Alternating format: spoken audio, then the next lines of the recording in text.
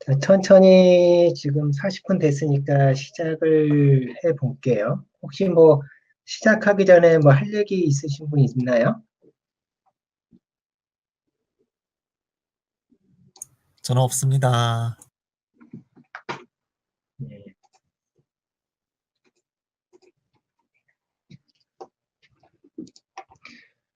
자, 시작을 해 볼게요. 오늘 얘기할 주제는 그 책상에 나오는 그 154하고 156에 있는 그 두 예제를 가지고 아마 얘기를 하게 될 것 같아요. 첫 번째 내용은 그 ADL 관련된 내용이에요. 그 ADL은, 자, ADL을 좀 일단 느낌을 좀 받기 위해서 그 ADL을 다른 말로 코닝엄 룩업이라고도 해요. 그 코닝엄이라는 그 코닝엄이라는 사람이 이 그 내용을 제안을 했기 때문에 코니그 룩업이라고도 하는데 어쨌든 이 ADL에 대해서 알아봅시다. 어, 일단 샘플을 좀 볼게요. 보면 지금 이 두 샘플은 우선 필요가 없고 수압하고 여기 F를 사용하는 함수가 있군요. 여기부터 일단 알아봅시다. 일단 그 ADL은 아는 분은 많이 아실 거예요. 그 다음에 ADL이 가지고 있는 영향력은 실제로 그 C++에서는 굉장히 커요. 거의 뭐 어떤 전방위적으로 영향을 줄 정도로 굉장히 많은 영향력을 행사하고 있는 어떤 규칙 중에 하나인데 예를 들어서 한번 알아볼게요. 일단 ADR은 뭐 이런 거예요. 뭐냐면 일단 ADR이라는 말을 쓰기 위해서는 기본 조건이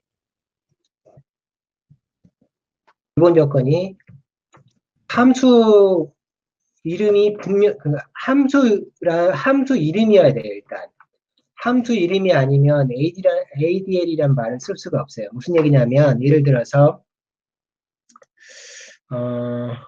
이런 케이스를 한번 볼까요?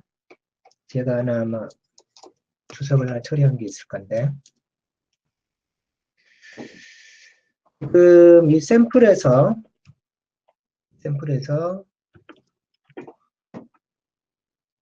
이 구문을 보면 56번째 라인에는 이 구문을 보면 여기서 F를 보는 순간 F가 뭐라는 생각이 들죠? 함수의 이름인 것 같죠? 그쵸? 근데 얘가 함수의 이름이라고 여러분이 생각하는 이유는 무엇 때문이냐면 따지고 보면 가로 때문이죠. 그쵸?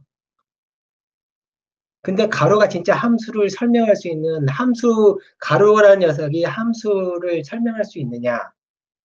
F가 함수라고 설명할 수 있느냐라고 했을 때 가로는 F가 함수라는 것을 설명하지 못해요. 왜냐하면 이런 가로가 만약에 모든 가로가 나오면 무조건 그 앞에 있는 녀석이 함수의 이름이라고 할 수 없는 케이스들이 있거든요. 예를 들면 뭐 if 부문에도 이 가로 안에다가 뭐 이런 식으로 가로 쓸 수 있잖아요. 이렇게 그런 구문 가능하죠. 문제 없어요. 여기서 F라는 조건문 아래 가로가 등장했지만 이 가로 앞에 있는 녀석이 함수가 아니잖아요, 분명히. 그래서 이 가로만으로는 뭘 설명할 수 없냐면 가로 앞에 있는 녀석이 함수라는 것을 정의할 수는 없어요. 즉, 함수라는 이름이 되기 위해서는 가로만으로 부족한 거죠. 일단. 그럼 얘가 F라는 녀석이 함수가 되기 위해서 그래서 이 녀석이 지금 어떤 생각을 한 거냐, 이 코딩에서는 이렇게 생각을 한 거예요. 이렇게 가로를 썼으니 F를 함수라고 인식을 하겠지. 라고 했는데 F라는 함수가 어디에 있냐면 N1이라는 네임스페이스 안에 F가 있고 N2라는 네임스페이스 안에 F가 있어요. 그 다음에 여기 있는 요 S는 어디에 있는 S냐면 N1에 있는 요 S잖아요. NS 네임스페이스 안에 있는 S잖아요. S. 그러면 일반적인 그 ADL 방식으로는 ADL이라는 게 아규먼트 디펜던트 룩업이잖아요. 아규먼트가 우리말로 인수잖아요. 그쵸? 여기서 말하는 요 S, 스몰 S. 스몰 S가 속해 있는 네임스페이스. 그 스몰 S는 어디에 있냐면 48번째 라인에 있고, 이 S는 N1이라는 네임스페이스 안에 들어가 있잖아요. 그럼 요 안에서 F를 찾을 것 같은데, 얘는 뭐라고 찾지 못한다고 얘기를 하고 있는 거거든요. 이 녀석은. 구현을 여기다가, 뭐 구현을 안 해서 혹시 그렇다고 생각할 수도 있으니까 구현을 대충 여기다 이제 구현을 해놔도 얘는 똑같이 발생하게 돼요. 결국 뭐냐면 가로만 가지고 절대 뭘 설명할 수 없냐면 가로 앞에 녀석이 함수라는 거를 설명할 수 없어요. 그러니 F가 함수가 아니니 뭘 할 수 있냐면 ADA를 적용할 수가 없는 거예요. 즉 아규먼트인 S가 속한 네임스페이스에서 F를 찾지 못하는 거예요. 그래서 기본적으로 ADA를 사용하기 위해서는 절대적으로 필요한 필요 조건이 뭐냐면 함수 이름이라는 조건을 일단 만족해야 돼요. 함수 이름이라는 게 판명돼야지 그 다음에 그 함수가 가지고 있는 인수가 속한 네임스페이스를 검색의 범위로 잡는다. 이런 의미거든요. ADA라는 게. 그런데 함수 이름이 아니면 그런 경우는 어떻게 되냐면 이것처럼 함수가 아닌기 때문에 ADA 자체를 아예 적용 못하는 거예요. 그래서 ADA를 적용하기 위해서는 첫 번째 조건이 뭐냐면 함수 이름일 것, 분명하게 함수 이름일 거라는 조건이 딱 하나 달라붙고요. 첫 번째 조건이. 그 다음에 두 번째 조건이 뭐냐면 두 번째 조건이 보면 qualified라는 용어가 나는데 unqualified라는 조건을 만족해야 돼요. 일단 함수 이름이고 그 함수 이름이 unqualified 이름이어야 된다는 거죠. 함수 이름. 이 두 조건을 만족해야지 그때서야 뭘 쓸 수 있냐면 ADA라는 룰을 사용할 수가 있어요. 자, unqualified가 뭔지를 한번 알아보도록 할게요. qualified부터 일단 알아보면 qualified는 우리가 흔히 사용하는 거 중에 이런 거 있죠. 뭐 이렇게 사용하는 거.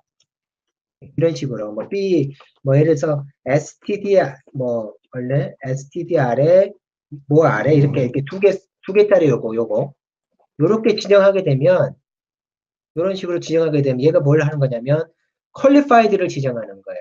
지금 무슨 얘기냐? 이 qualified를 어떻게 생각하면 되냐면 이런 거라 보시면 돼요. 간단하게 생각해서 예를 들어서 인천 지역에서 새로운 일이 하나가 발생을 했어요.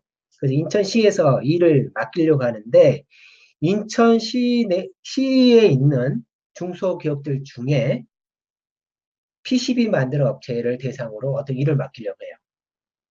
그 PCB 일을 맡기는데 인천시에 있는 여성한테만 맡기는 거거든요.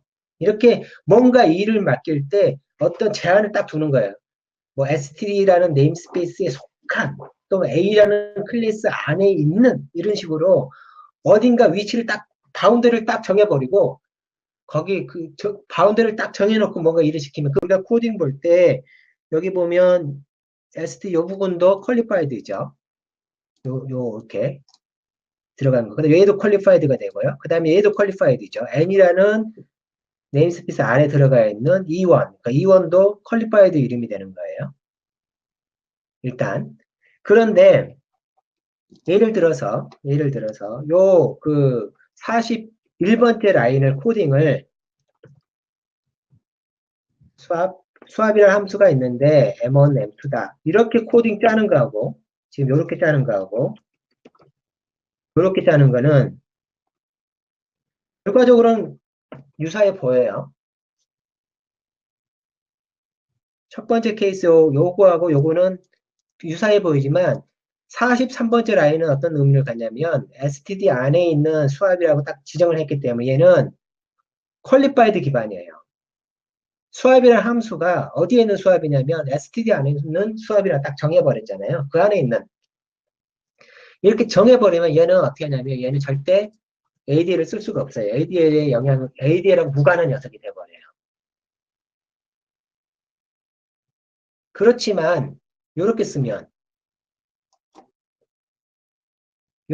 사실 1번지의 수압이라는 요 이름은 unqualified잖아요. 어디 속한다는 얘기가 없어요. 그쵸? 그러면 AD를 쓰기 위해서 조건이 있죠. 수압이라는 녀석은 unqualified를 만족했는데, 그러면 함수 이름은, 얘가 수압이 함수야? 라고 질문할 수 있잖아요. 그쵸?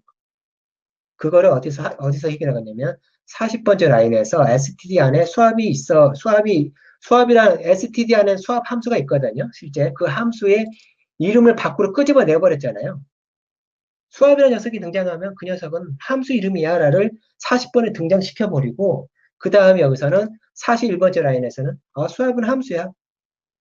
근데 언퀄리파이드네? AD를 쓸 수 있어. 얘는 AD를 쓸 수 있는 구문이고, ADL이 적용되는 함수인 거고, 얘는 ADL이 적용되지 않아요. 일단. 여기까지 정리를 하면, ADL이라는 녀석은 두 가지 필요 조건을 가지고 있다. 필요 조건. 첫 번째가 함수에만 일단 함수 이름이 된다. 즉, 함수에만 일단 사용될 수 있는 기술인데, 다른 데 쓸 수 없다는 소리예요. 변수나 이런 거 쓸 수 없어요. 오직 함수에만 쓸 수 있어요. 그리고 함수라는 게 분명해야 돼요. 두 번째는 그 이름이 어떤 소속이 없는 unqualified 기반의 이름일 때만 ADL이 작동하게 돼요. 이 두 조건을 하나라도 만족하지 못하면 ADL하고 무관합니다. 무관해요. 자, 그렇다 그러면 한번 그 기본 샘플을 가지고 얘기를 해볼게요. 두 가지 조건을 잘 이해를 하고 있어야지 그 샘플들을 쓸 수가 있어요. 첫 번째부터 봅시다. 첫 번째는 클래스 A를 지금 디파인 하고 있어요. 클래스 A라는 녀석이 있는데 이 녀석이 오퍼레이터 그 연산자를 하나 정의 내리고 있고요. 그리고 요 수압 함수를 하나 내리고 있네요. A하고 A를 레퍼런스로 두 개를 받는 수압 함수. 그리고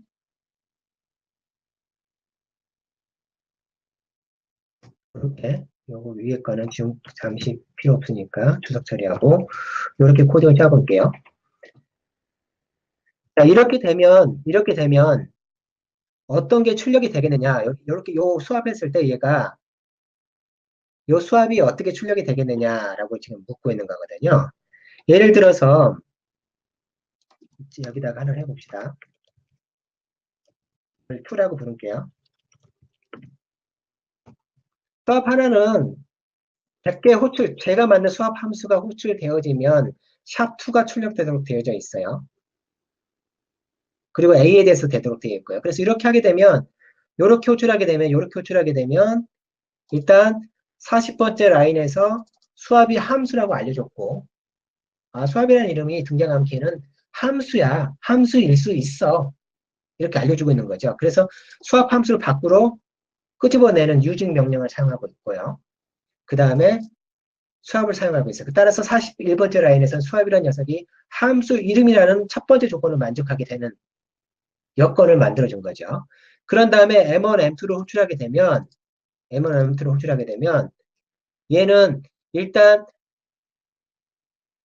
M1, M2가 어디냐면 여기 있잖아요. M1, M2가 여기서 A타입이잖아요. A타입이 속한 이 A타입이 속하고 있는 네임스페이스 안에 있는 이 수압도 28번째 있는 수압도 뭐냐면 검색 범위로 넣는 거죠. 그렇게 하게 되면 얘는 뭐가 호출되어지냐면 호출되는 결과를 보면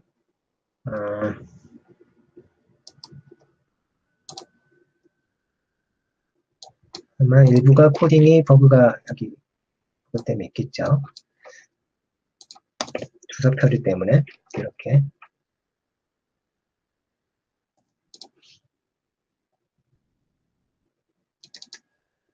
그럼 또 뭐 볼까?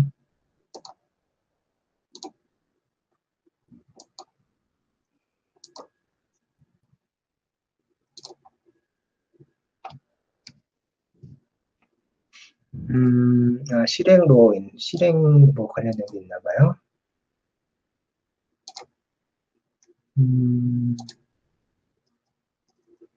디버그 모드에, 실행이 없어졌군요.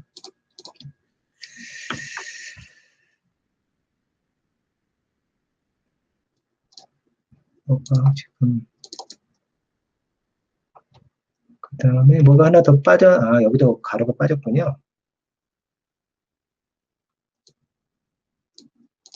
음,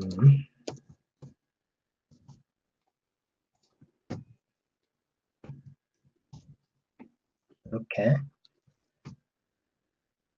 이렇게 되면 이렇게 샤프트가 호출되는 걸 확인할 수 있어요. 샤프트가 호출돼야 돼요. 근데 이제 제가 이제 하고 싶은 건 뭐냐면, 만약에 제가 제공 28번째 라인에 수압이나 함수를 이렇게 제공을 했는데, 이 함수를 제가 제공하지 않으면 어떻게 될까요? 라는 이제 질문을 하고 싶은 거죠. 제가 28번째 라인에다가 수압이라는 함수를 제공했어요. 그럼 이 수압은 어떻게 되겠느냐? 결과가. 그래서 여기 F7인가? 10이군요. 10을 통해서 호출되는 함수를 출력을 해보면 얘가 어디로 가냐면, 이렇게 해서 밑줄 넘어가요. STD 수압 있잖아요. 그쪽으로 무브무브해서 이동하는 기본. 그래서 이렇게 해서 이렇게 호출하게 되면 이때는 호출이 안 되죠.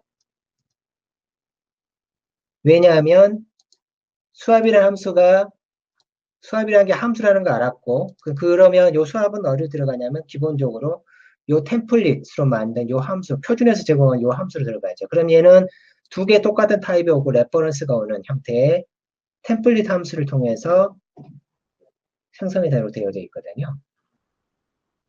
그쵸?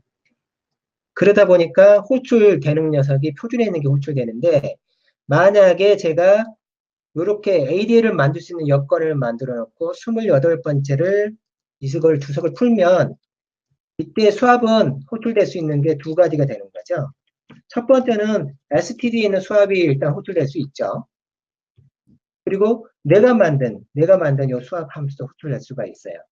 그러면 똑같은 이름이 두 개가 다 호출될 수 있잖아요. 그렇죠? 그럼 이들 사이에서의 뭐가 제일 최적의 그 최적 함수냐 그걸 하게 되면 이 녀석은 이 표준에 있는 제공하는 이 녀석 템플릿으로 되어져 있고 우리가 제공한 이 타입은 A 타입에 딱 맞는 형태로 해서 레퍼런스로 되어져 있으니 일반 함수하고 템플릿 함수가 경쟁을 하게 되면 그때는 일반 함수가 좀 더 특수화된 쪽으로 되잖아요. 그렇죠? 그래서 베스트 피트가 누가 되냐면 28번째 녀석이 되기 때문에 얘가 26번째로 옮겨가는 거예요.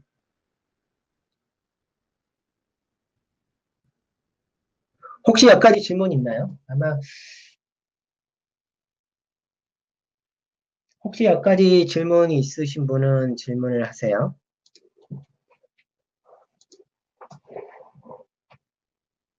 질문 없나요? 이 경우 그러면 저희가 지금 커스텀 수업을 제공을 해줬는데 이 녀석도 템플릿일 경우에는 어떻게 되나요? 어떤 거요? 다시 한 번요. 예, 그러니까 저희가 지금 그 표준 수업과 저희가 제공한 수업을 이제 비교를 하고 있는데 저희가 네. 제공하는 수업도 템플릿 함수인 경우가 있을 수 있잖아요. 그러면 이제 어느 쪽이 함수가. 우선되는가? 그러니까 똑같은 템플릿 함수면 우리는 결국 뭘 따지는 거냐면 똑같은 이렇게 이런 식으로 42번처럼 이런 식으로 두 개 이상의 호출될 수 있는 여건이 발생하게 되면 이 중에서 일어나는 일은 그 중에 누가 최적이냐를 찾는 작업이잖아요. 어떤 녀석이 제일 특수화된 녀석이냐. 그 문제잖아요. 네, 그렇죠. 그 문제는 저번 주에 했던 그거잖아요. 저저번 주인가? 어떤 녀석이 특수화되느냐 했을 때, 요거를 제가 간단하게 하는 법을 말씀을 예전에 드렸었죠. 어떤 녀석이, 지금은 이런 식이 있는데, 이 중에 누가 호출되느냐 문제거든요, 결국은. 그러면 요 스탠다드에 있는 스탠다드 수압은 어떠냐면, 템플릿으로 만든 T잖아요. 그 T는 타입 평면 하나 쭉 만든 다음에 평면 하나 쭉 맞게 구성을 한 다음에 여기에 타입들이 막 널려가 있다 그러면 요 SD 수압이 사용될 수 있는 T는 모든 타입 T잖아요. 이렇게. 네, 모든 그렇죠. 타입에 대한 수압이잖아요. 근데 제가 만든 요거는 뭐에 대한 거냐면 A라는 녀석이 있고 그 A를 하나로만 갖는 집합이잖아요. 집합의 요소가 오직 하나만 갖고 있어요. 사항이. 그러면 이런 식으로 그릴 수가 있겠죠. 밖에 쪽은 표준에 제공하는 거. 내가 제공하는 건 여기 A 하나만 갖고 있는, 원소를 하나만 갖고 있는 타입. 근데 여기서 던진 숙제는 뭐냐면 M1, M2가 A잖아요. 그러면 여기서부터 시작한다고요. 여기 시작점, 여기서부터 여기 있는 중간에 여기서부터 시작해서 자기를 포함한 가장 작은 원이 뭐가 되냐면 최대 축소하잖아요. 네, 그렇죠. 그러니까 결국 내가 만든 수합이 어떻게 되는 거죠. 템플릿도 마찬가지예요. 템플릿도 그리고 난 다음에 이렇게 그릴 수가 있어요. 바운더리를. 타입을 밑에다 깔고 그 T가 적용되는 범위 이렇게 쭉 적용되는 타입을 쭉 그리면 틀림없이 큰 게 있고 작은 게 있어요. 여기 같은 경우는 위에 요 집합 관계를 보면 여기 표준에 있는 집합이 내가 만든 집합을 포함하잖아요. 부분 집합으로 포함을 하잖아요. 부분 집합으로 포함을 하면 부분 집합의 하나가 누군가의 부분 집합이면 그들 사이에서는 뭘 할 수 있냐면 특수화를 논할 수가 있어요. 다시 한번 그 부분을 아마 네, 어떤 말씀인지 알 것 네. 같습니다. 이렇게 타입 평면을 놓고 했을 때 이런 부분 집합의 관계가 되면 이들 사이에는 어떤 관계가 형성이 되냐면 부분 집합을 포함하는 녀석은 일반화가 진행이 된 거고 이 녀석은 일반화가 진행됐다 그래요. 얘에 비해서 얘가 좀 더 일반적이라는 거죠. 적용될 수 있는 대상이 많다는 거예요. 다양한 타입이 적용을 되지. 그건 일반화, 제너럴라이제이션 됐다고 부르는 거고 요 위조에 비해서 요 아래쪽은 뭐라고 부르냐면 특수화됐다고 해요. 좀 더 모아 스페셜라이제이션. 결국은 상대적인 관계인 거예요. 나를 포함하는 녀석은 제너럴라이제이션, 모아 제너럴라이제이션가 된 거고 내가 부분 집합으로 있는 녀석은 모아 스페셜라이제이션 된 거고요. 근데 만약에 이런 관계가 되면 어떻냐면 이런 관계가 있을 수가 있죠. 그러다 보니까 타입 평면에서 이렇게 하나는 이렇게 나오고 하나는 이렇게 나올 수가 있잖아요. 이건 부분 집합 관계가 아니잖아요. 그리고 네, 이들 사이에서 그렇죠. 뭘 논할 수 없냐면 특수한의 스페셜라이제이션이라는 말 자체를 논할 수가 없어요. 얘는. 이 두 개가 하나 여기로 들어오고 하나가 이쪽 두 번째 들어오잖아요. 그럼 에러가 뜨죠. 애매하다고. 누가 좀 더 특수한 녀석인지 판가름할 수가 없다는 에러가 뜨죠. 그 에러가 ambiguous라는 이름 뜨잖아요. 그렇죠? ambiguous한 이름이다. 그게 이런 관계예요. 하나가 하나를 포함하지 못하는 관계예요. 됐죠? 네, 그 다음에 또 다른 문제를 한번 풀어보죠. 저 녀석은 그래서 요 얘기를 하면 그 코딩을 예전에 다들 이렇게 짰거든요. 이런 식으로 짰거든요. 이렇게. 근데 레인지 폼 만든 사람 있잖아요. 레인지 폼 만든 사람 맞을 것 같아요. 그거를 지금 한참 제안하고 있는 분이 요 코딩을 가지고 이전에 한번 나와서 발표한 적이 있어요. 강연에 봄에 있어요. 몇 년 전에. 그 강연, 요렇게 쓴 코딩은, 43번처럼 쓴 코딩은 대부분이 잘못됐다라고 얘기를 해요. 왜냐하면 얘는 딱 하나로 픽스해버렸잖아요. 그 다음 밖에서 대부분 이렇게 A 타입에 대해서 내가 원하는 형태로 특수화를 못 걸잖아요. 그래서 이렇게 쓴 코딩들은 대부분 원래 의도한 바는 요거였을 거다라고 얘기를 하고, 이렇게 된 코딩의 90% 이상은 잘못된 코딩이다라고 얘기를 합니다. ADL이 작동 안 되는 거죠. 아예.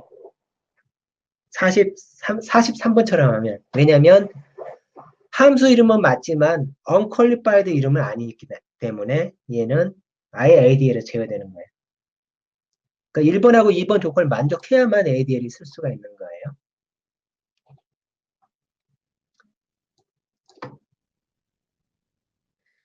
두 번째 예를 한번 봅시다. 지금 이렇게 이제 코드를 짰네요.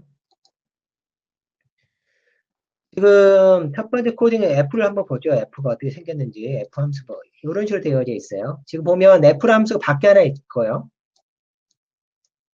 그 다음에 N이라는 네임스페이스 아래에 X가 있고 그 안에 또 F라는 함수가 있고요. 그 다음에 X 아래 F가 있어요. 그렇죠?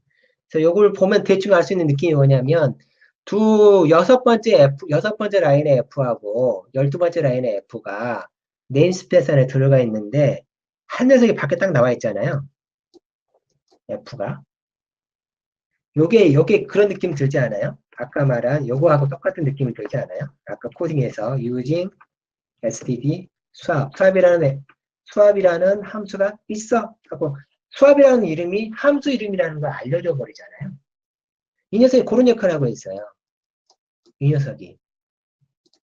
밖에다 F라고 만들어 놓은 이유가 F는 함수 이름이야 정도만 알려주는 거죠. 그리고 실제로는 얘는 어디로 인도하는 거냐면 여기는 요 12번째 F하고 6번째 if로 인도하는 인도자 역할을 해요. 함수 이름을, 그러니까 이게 17번째 이름은 F라는 이름을 도입하는 도입자의 역할을 하고 있다는 걸 알 수가 있어요. 아까 말한 코딩을 말하면 이 코딩과 똑같은 형태가 돼버리는 거죠. 됐죠? 그렇게 해놓고 여기서 F를 쓰면 이 F들은 함수라고요. 그쵸? 함수인데 이 F 이름에 이렇게 써버렸잖아요. 이렇게. 땡땡. 그러니 얘는 퀄리파이드가 돼버렸네요. 전역에 있는 F. 따라서 얘는 ADL이 사용되지 않아요. 그냥 얘는 어디로 가냐면 요건 그대로 호출되는 위치가 그냥 요걸로 가버려요. unqualified니까. 오직 얘 입장에서는 리솔루션의 결과는 그냥 전역에 있는 얘 하나뿐이에요. 따라서 얘는 최적 함수가 하나뿐이니까 그냥 그 하나로 결정이 나버려요. 전역 함수가 호출되는 거죠. 그렇다면 얘는 F가 함수 이름이라는 거는 알았어요. 왜냐면 여기 17번째 라인에서 함수를 선언해놨기 때문에. 그래서 이렇게 해서 딱 하려고 하는데 unqualified네요. 따라서 전역에는 F도 사용이 되지만 인자는 뭐냐면 n 네임스페이스 하는 E1이잖아요. E1이 어딨냐면 여기 있잖아요. E1이 속한 네임스페이스는 n 네임스페이스잖아요. m 네임스페이스. 그럼 거기 있는 요 안에 있는 요 F, 16번째에 있는 요 F가 여기에 들어오는 거예요. 여기에 16번째 라인에 있는 요 함수도 뭐가 되냐면 리솔루션에 참여를 하는 거예요. 따라서 F1 요 녀석은 어디로 가냐면 여기로 가서 여기 있는 요 녀석이 호출되겠죠. 이렇게 가볼까요? 그런지 보면 이렇게 해서 이쪽으로 가죠. 그러면 16번째 라인에 있는 요 녀석은 6번째 X라는 네임스페이스죠. 그쵸. 여기도 F가 있잖아요. 이 F는, 6번째는 F는 오버로드 리솔루션에 참여를 할까요? 안 할까요? 참여는 할 것 같은데요.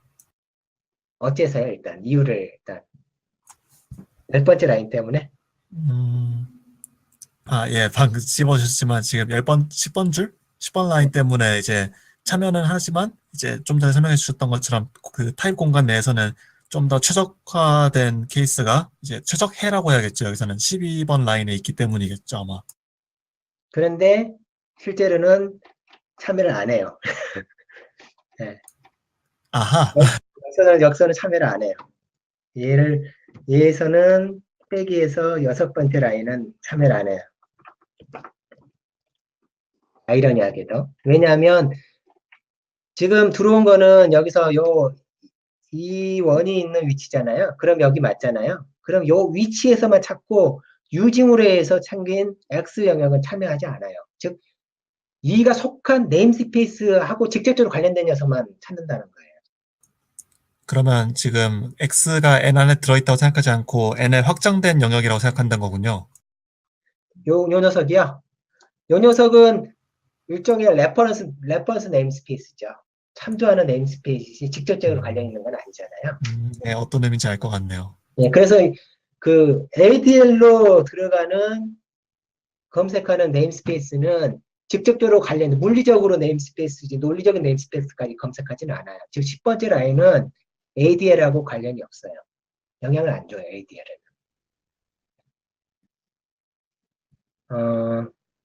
만약에, 자, 여러분 다른 걸 하나 생각해 봅시다. 그러면 이름이 전역 공간에 있는 F가 있고, 어느 뭐 M이라는 네임스페이스 F가 있어요. 근데 여기는 요 F하고 M에 있는 F하고가 그 특수화 관계, 일반화 정도를 그림으로 그려보니까 두 개가 똑같아요.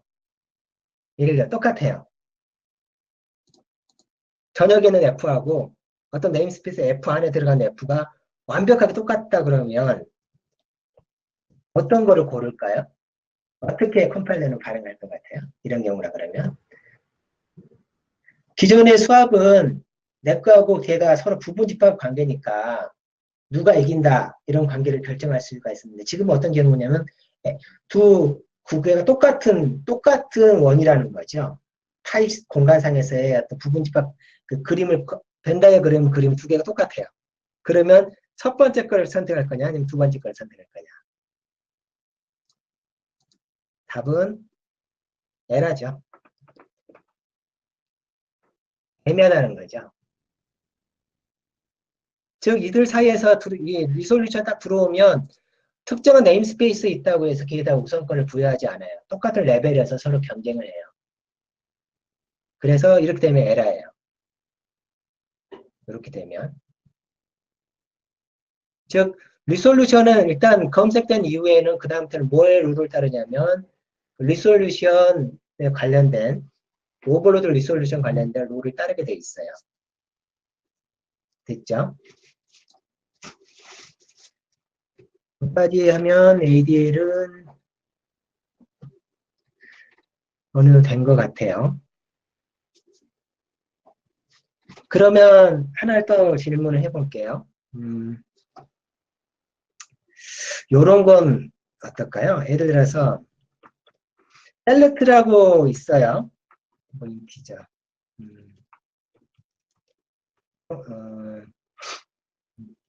요런 게 있다고 하면 셀렉트라는 요 녀석이 우리가 함수를 이게 함수다라고 판가름하는 대부분의 어떤 기준은 대부분 여기 있는 그 가로잖아요. 근데 지금은 이제 관심이 뭐냐면 템플릿이니까 그 템플릿 꺽쇠를 얘기하는 거예요. 요 꺽쇠. 앵그리 브라켓. 앵그리 브라켓이 있으면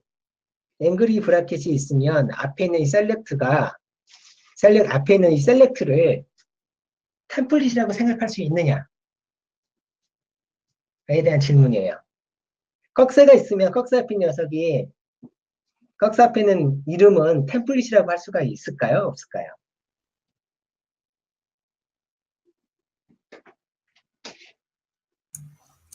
없을 것 같은데요.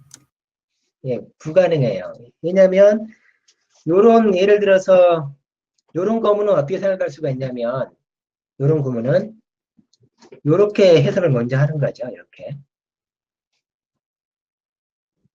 이렇게 해석할 수 있잖아요. 셀렉트라는 게 3보다 작고 그 결과가 다시 A보다 크냐? 이렇게 물을 수가 있거든요. 즉 가로가 그 앞에 있는 이름을 함수라고 픽스하지 못하는 것처럼 고정을 이렇게 앞에 있는 이름이 함수다라고 말할 수 없는 것처럼 꺽쇠도 뭘 할 수 없냐면 그 앞에 있는 이름이 템플릿이라고 고정하지 못해요.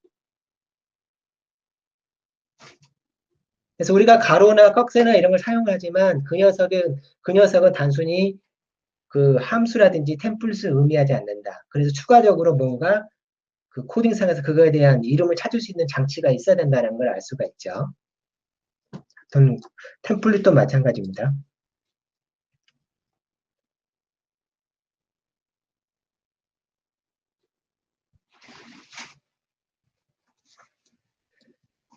다음으로는 두 번째 샘플을 하고 마무리를 할게요. 요 녀석 샘플은 한번 봅시다. 어떤 내용인지. 지금 여기서 얘기하는 거는 템플릿 이렇게 사이즈 오브 n 저 여기 코드 하나부터 일단 예를 들어보면서 해볼게요.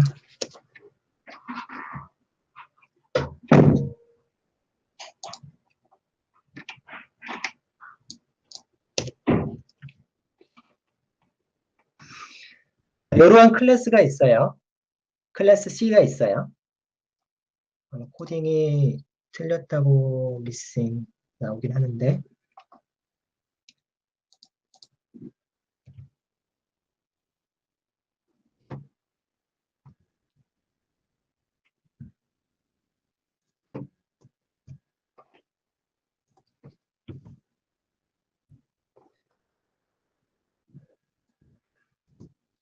일단은 맞긴 해, 색이. 이게 지금 코딩 그게 컴파일이 안 되도록 되어져 있죠? 이거를 풀어주고 들어가 봅시다.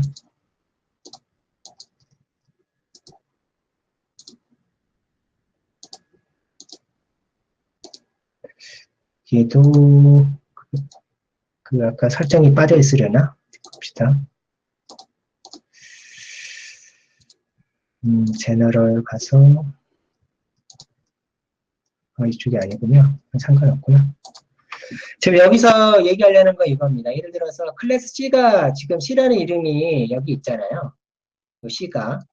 근데 9번째 라인에서 C를 쓰게 되면 요 C가 밖에도 C가 있고요. 이렇게 예를 들어서 그렇다 그러면 요 C가 뭐냐라고 질문을 하는 거예요.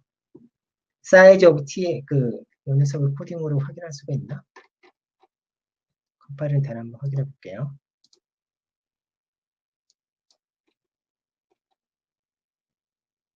여기 똑같은 이름이 있군요.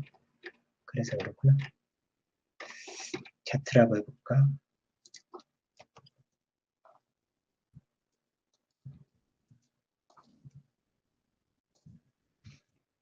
이렇게 하게 되면 여기 사이즈 오브 Z에서 이 Z가 어떤 Z겠느냐라고 지금 묻고 있는 거예요.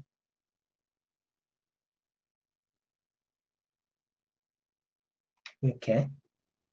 여기서 요 사이즈 오브 Z에서 이 Z가 세 번째 라인에 있는 Z일까요? 아니면 다섯 번째 라인에 있는 Z일까요? 라고 이제 질문을 하는 거예요. 사이즈 오브는 그 타입도 오고 인스턴스로 다 올 수 있잖아요. 그래서 구문상으로는 3번에 있는 Z가 와도 문제가 없고 5번에 있는 Z가 와도 문제가 없어요. 그렇지만 여기서 하면 Z는 여기서 구해지나? 바로 클래스 Z로 나오죠. 이렇게. 그런데 여기서 Z를 사용하게 되면 Z는 여기는 인티저에 대한 Z가 되죠. 그래서 지금 요 샘플이 지금 말하고자 하는 건 뭐냐면 클래스 이름이 여기서 보면 여기서는 이 Z가 하나는 변수 이름이고 하나는 타입의 이름이잖아요. 타입하고 변수 이름이 동일하면 누구 거를 선택하겠느냐? 즉 타입하고 변수가 서로 싸우면 똑같은 이름으로 싸우면 이런 경우는 뭐라고 하냐면 항상 변수가 앞서요. 그렇죠? 이게 이제 수학적으로 본다 그러면 타입 평면이 있는 거고 변수는 변수 공간이 따로 있는 거잖아요. 따지고 보면 인스턴스 공간이 따로 있는 건데 두 개가 딱 서로 다른 공간상에 있는데 그게 경쟁을 하게 되면 어디로 오냐면은 그 변수 이름으로 온다는 소리예요. 만약에 이쪽으로 가고 싶다 그러면 어떻게 하면 되냐면 여기다가 이렇게 써주면 되죠. 그렇죠? 클래스라는 키워드를 써주면 이때는 요 클래스 요 녀석이 되잖아요. 그래서 이렇게 이 이름도 여기서 Z라는 이름도 뭐냐면 unqualified잖아요. unqualified면 찾을 거 아니에요. 근데 unqualified인데 이 녀석은 여기 말하는 것처럼 변수라는 그 뭐야 함수가 아니고 일반 그거니까 뭐 ADL이 적용되지 않고 여기서부터 찾아 나가겠죠. 이렇게 쭉 찾다 보면 이 밖에서 변수하고 변수 이름 Z하고 그다음에 타입 이름 Z하고 경쟁해서 변수 이름이 선택된 거라고 보면 돼요. 그렇지만 여기서는 이 9번, 10번째 라인에서는 이 Z가 요걸 조금 이해하면 좋은데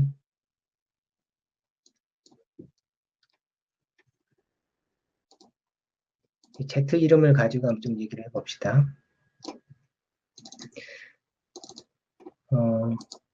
변수 이름 빠졌네.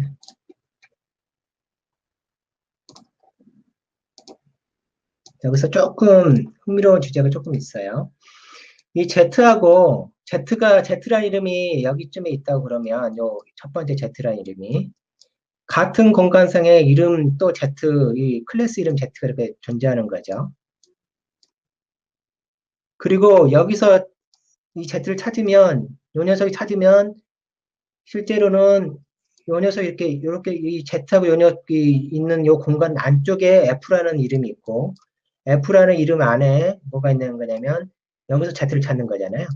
이렇게.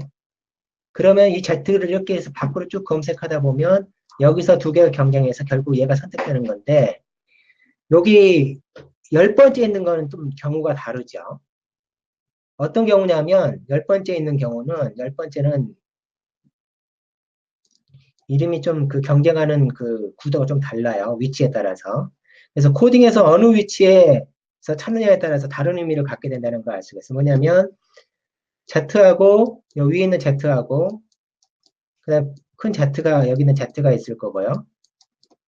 이렇게 있고 이 큰 Z가 포함하는 이 큰 Z 안에 들어가 있는 F가 있는 거예요. 이렇게 F가. 그 안에서 Z를 찾는 거고요. 이렇게. 여기서 찾는 거고. 그러면 여기서 이렇게 나올 거잖아요.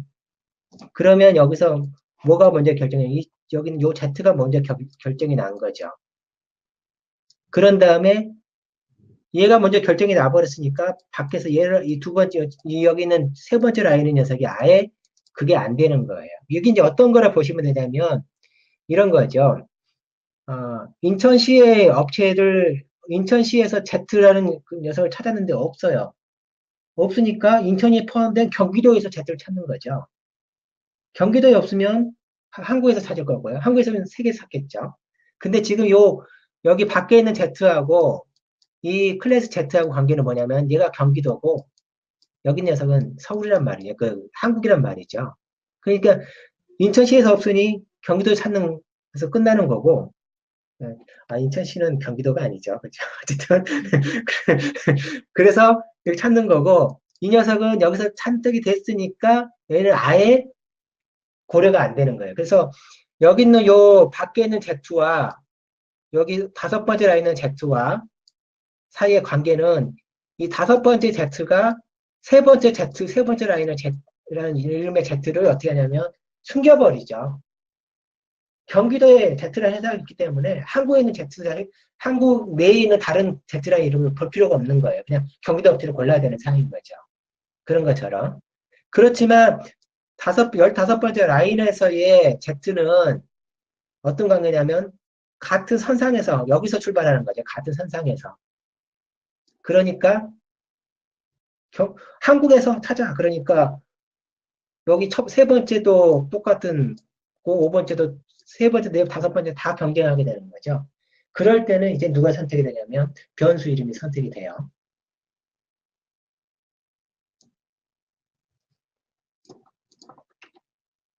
하여튼 그런 내용이고요. 지금 요 이름. 근데 이런 문제가 어디에도 있냐면 똑같이 템플릿에서도 발생을 해요. 근데 템플릿은 조금 예를 들어서 이런 겁니다. 저기 21번째 라인에 T1이라는 녀석이 있잖아요. 요 템플릿이 가지고 있는 좀 특수성이 하나 더 있는데 얘는 요 T1의 이름은 두 가지로 해석할 수가 있어요. 첫 번째가 뭐냐면 T1에 여기는 요 T 있잖아요. 여기에 구체적으로 결정이 나가지고 뭐 인티저든 뭐든 결정이 나가지고 이렇게 됐을 때 인스턴스화 된 녀석의 이름을 이 T1이라고도 할 수가 있고요. 인스턴스가 된 녀석, 템플릿. 예. 또 하나는 뭐냐면 T1을 템플릿 자체를 T1이라고도 할 수 있어요. 즉 이름이 템플릿으로 해서 여기 생긴 이 T1의 이름은 두 가지로 해석이 됩니다. 하나는 뭐냐면 인스턴스 이름이냐, 또 하나는 템플릿 자체 이름이냐로 두 개로 양분되어져요. 그냥 클래스는 우리가 아까 만든 Z라는 클래스는 오직 뭐였냐면 그냥 인스턴스였잖아요. 자기 자신의 이름이었잖아요. 클래스 자신의 이름이었지만 템플릿은 T1 자체가 T1 그 인자를 가지고 있는 T1, 인스턴스화 된 T1이 될 수도 있고 템플릿 이름 T1이 될 수도 있어요. 따라서 어떤 그 구문에 T1이 등장하게 되면 얘는 어떻게 해석을 해야 되냐면 이 중에 어떤 거냐를 선별해야 되는 작업을 해야 되는 거죠. 예를 들면 이 구문상의 T1은 여기 구문상의 T1은 뭐가 되냐면 인스턴스화된 T1이죠. T가 뭔가 뭐 결정이 났다 그러면 그 얘가 인티저다 이렇게 결정이 났다면 그거에 대한 A가 되는 거죠. 얘는 요 T1은 뭐냐면 커런트 지금 인스턴스화 되고 있는 것의 이름이죠. 그래서 얘는 뭐 이런 식으로 해서 커런트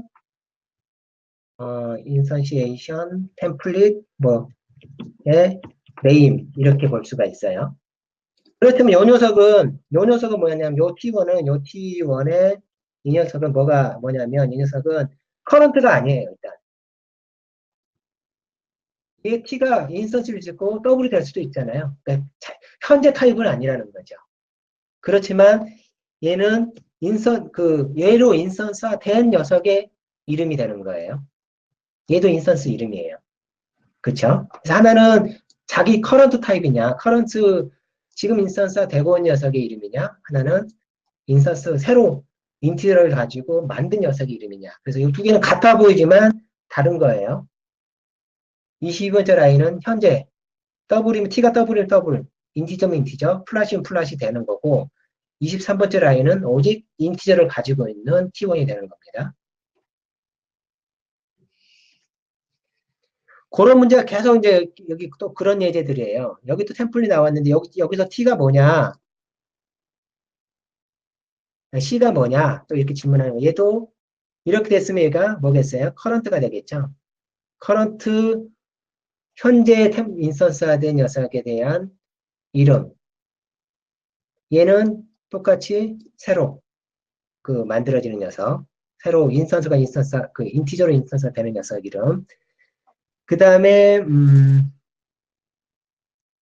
얘들은 뭐 에라라고 써 있네요.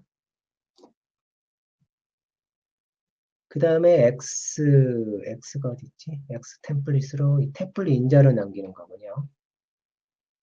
얘도 에라고, 얘도 에라고. 얘만, 이 두 개는 요 세 번째 것만 에라가 아니죠.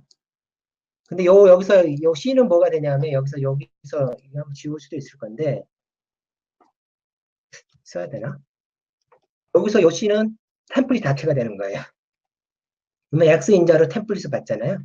그러니까 얘는 템플릿 자체가 되는 거예요. 그래서 이 40면서 제 라인은 템플릿의 이름이고, 그 다음에 41번째, 38번째는 인스턴스화된 C라는 그 이름이고요. 그래서 이게 구별된다라는 걸 알 수가 있어요. 그래서 템플릿에서는 그 템플릿에서 이렇게 여기는 C를 사용하게 되면 C가 하나는 인스턴스에 대한 이름이 되고 또 어떤 경우는 템플릿 자체가 될 수 있다. 두 개로 양분된다라는 것을 이해하는 게 중요합니다. 여기까지 내용을 끝내고요. 혹시 질문이 있는 분은 질문을 하시고 조금 후반부 내용은 조금 어려울 수도 있을 것 같아요.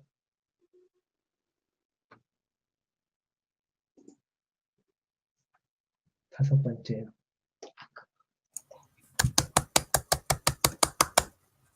네, 누가 똑똑똑 치네요. 다섯 번째. 유한 씨, 네, 박수. 질문. 박수. 아마 이게 좀 들어가면 내용이 조금 복잡하긴 한데 그 정도만 일단 알면 나중에 필요할 때마다 이제 고민을 해보겠죠. 얘가 여기서 뭐냐, 저기서 뭐냐 그런 문제들.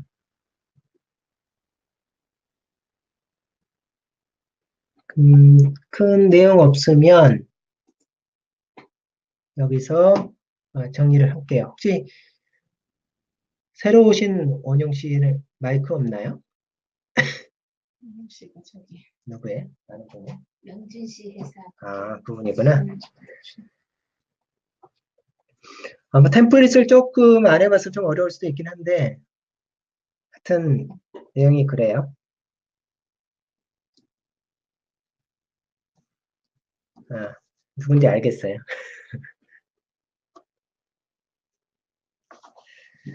자, 그러면 질문